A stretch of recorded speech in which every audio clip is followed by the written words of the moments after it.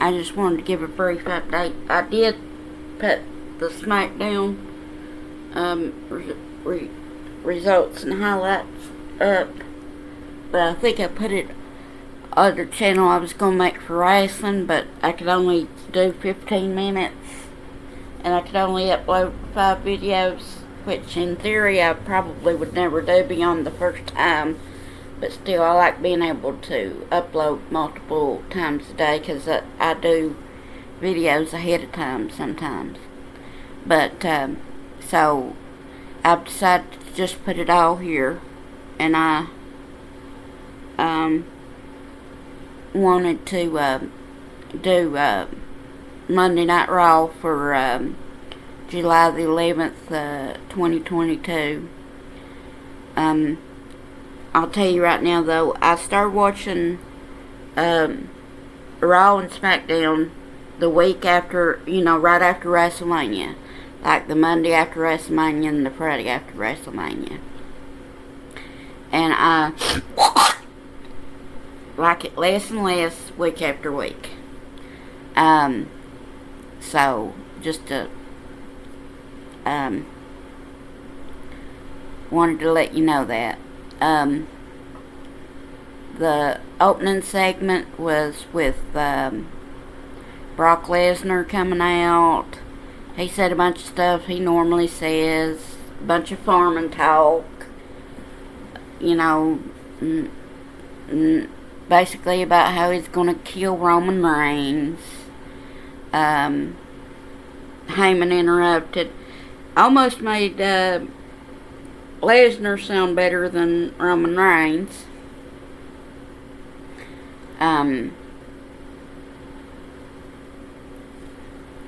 And then Theory interrupted him. And then from the ring announcer type area, Otis and Chad got, what are they called? Alpha Academy? Tried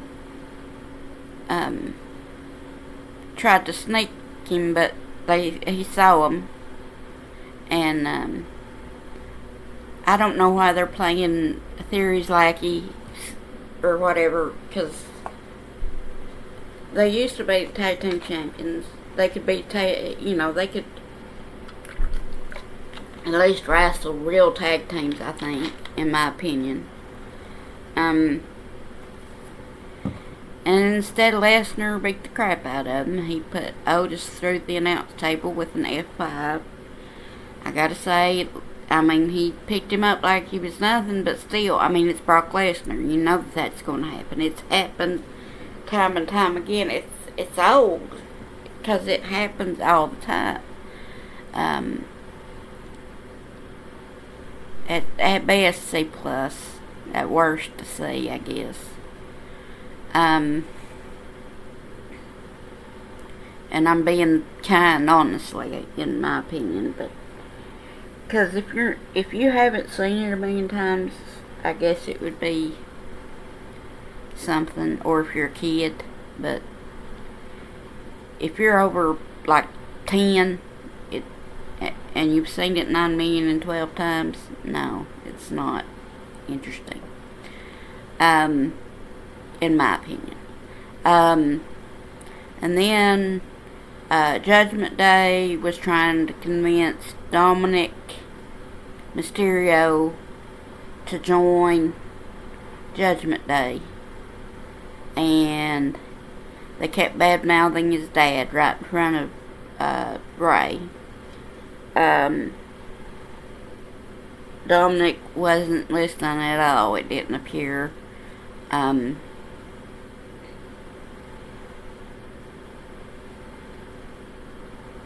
Rey Mysterio got off some good moves, but I still think he's capable of more. And I don't have any interest in Judgment Day now that Edge is gone, now that Ripley's gone. And really, they should have kept Edge, even if they had to decide not to make it supernatural, which it seems like they've decided not to do that, but they've already kicked Edge out. So, what are they going to do now? C at best. Um, Bianca Belair versus Carmella. Uh, they made Bianca Belair look super dumb here. Like she couldn't hear the 10 count. And she just stood around outside the ring because Becky was bad mouthing her and threatening to attack her. But she was right where she could have heard the ref counting to 10. Obviously, so Carmella won and then she grabbed the belt and was calling Bianca Belair the dumbest, the lamest, blah blah blah. You know how they do, and she does as a heel. And I'll give her this: she goes out and wrestles and stuff, but she's been out of the eye for a few months until recently. I don't think she's reached this level again yet. Just because, when you come back, usually you have to build yourself back up again unless you're like a Bailey and you've been out for a year and people are just dying for you to come back. Or a Cody Rhodes. And even then, sometimes people forget about you. Even like names you'd think they'd never forget about. But anyway, Belair hit Carmella with the KOD, and of course the crowd popped some, but it wasn't that great. I didn't like the ending, especially after the ending that's coming up. You'll understand. It was The Miz and Ciampa. Now, they were supposed to have a handicap match with AJ Styles. But Adam Pearce, kayfabe booker or whatever, producer, said that Ezekiel could tag team with him if AJ Styles accepted. He introduced himself to him, said that he liked him. They referenced Mrs. Balls again. Now they've got fucking massive ball. I have massive balls merch or some shit. It's stupid. Everybody seems to think so. I don't think many people's gonna buy it. I mean, if you like it, go for it. I mean, that's the thing about it.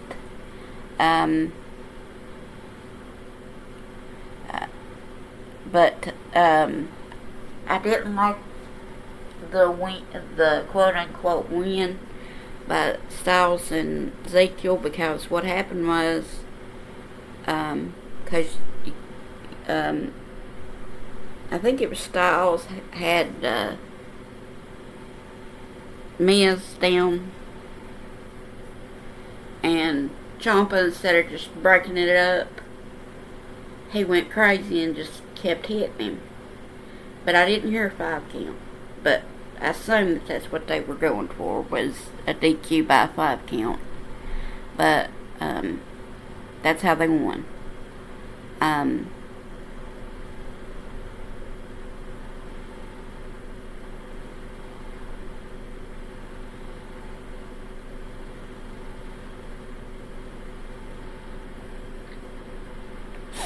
So that wasn't great.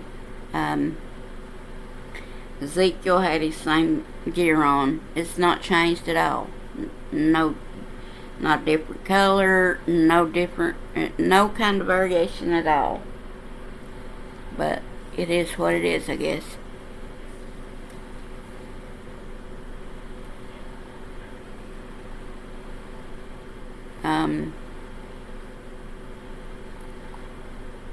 C minus, I guess. I'm telling you, I'm liking her all on SmackDown listen list, and so Alexa Bliss and Asuka versus Doudrop and Nikki ASH.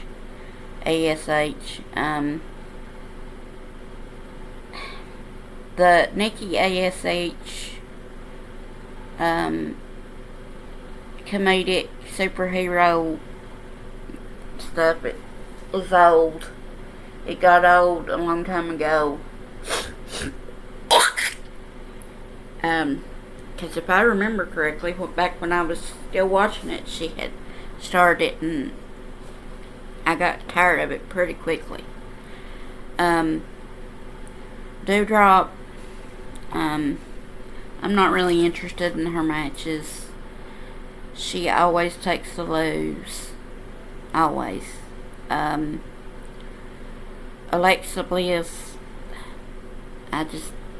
she was more interesting as a heel. They didn't make Asuka look good. She looked more like a cartoon character or something. She's capable of way more. Way, way more.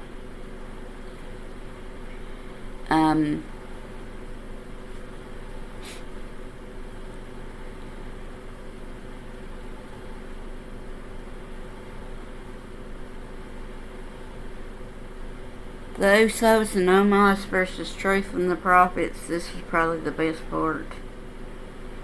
At least the comedic part. R-Truth came out, did his usual comedic stuff, had a referee shirt underneath.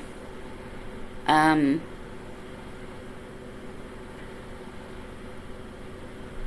Usos put him down. He said, well, why don't I fight the both of you with my partners here, the Street Profits.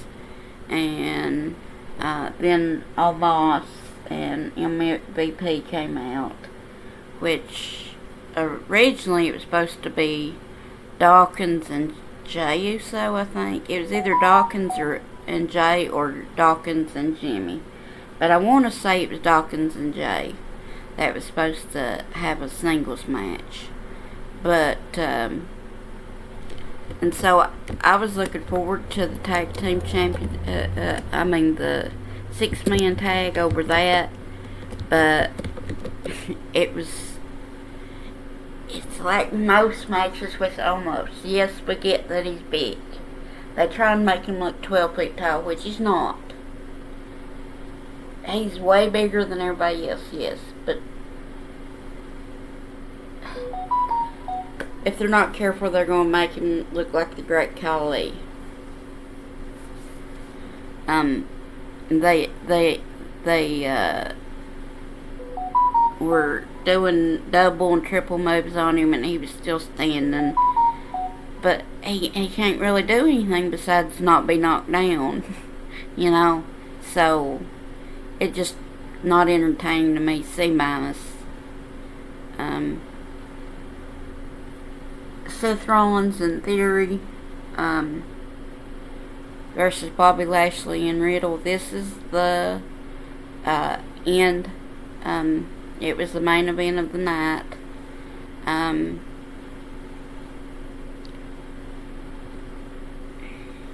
It was okay, and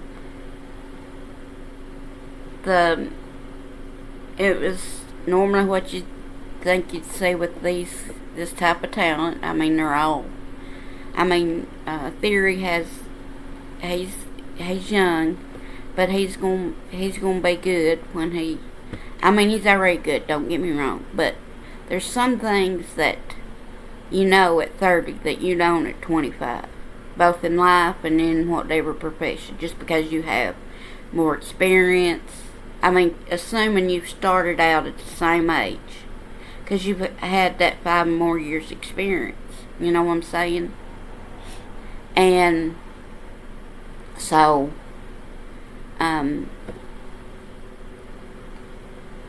basically it was a back and forth kind of thing, or it seemed like to me. Bobby Lashley speared through the barricade for the 9 minutes and 12th time. It looked cool when I hadn't seen it in a while, because I hadn't been back to wrestling in a while. So it looks good, but it's every match, so it's not special anymore. The crowd didn't. I mean, the crowd popped a little bit, but not a whole lot. 'Cause they see it every week or every match, however often he wrestles. You know what I'm saying? So it's not special anymore.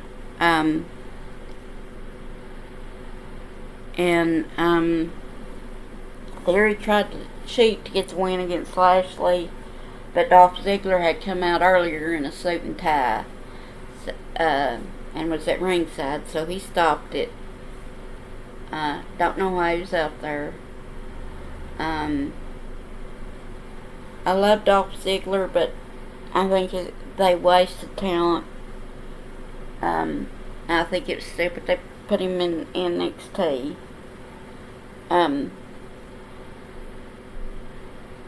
They could have utilized him better, and I know that they utilized him good to some extent, but they could have utilized him a whole lot better. Because I think he won the championship and stuff like that, but he could have been a lot better. But now he's past his prime. I don't think most people care about him anymore.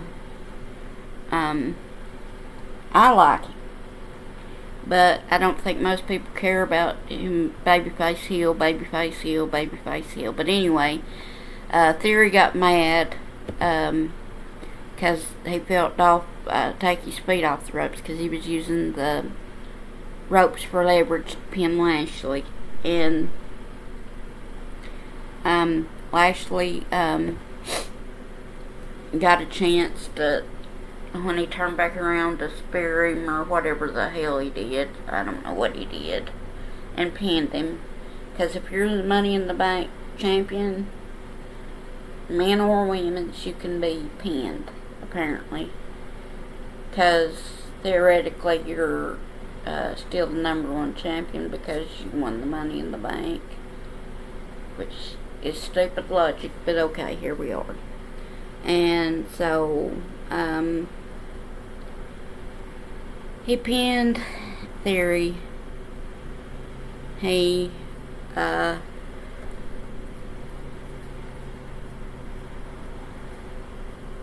at some point, Theory turned around and Ziggler super kicked him.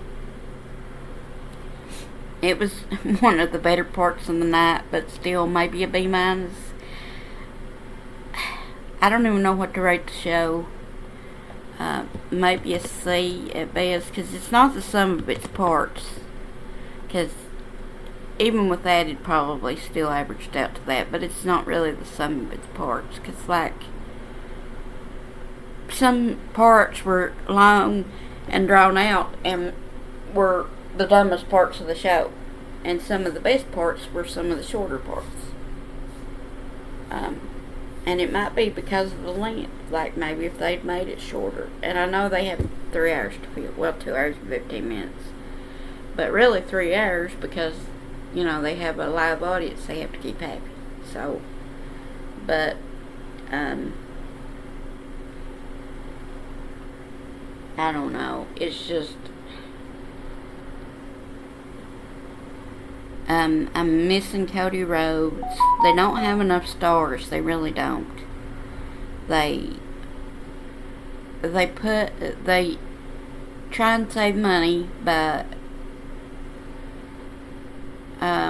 only building up a few stars,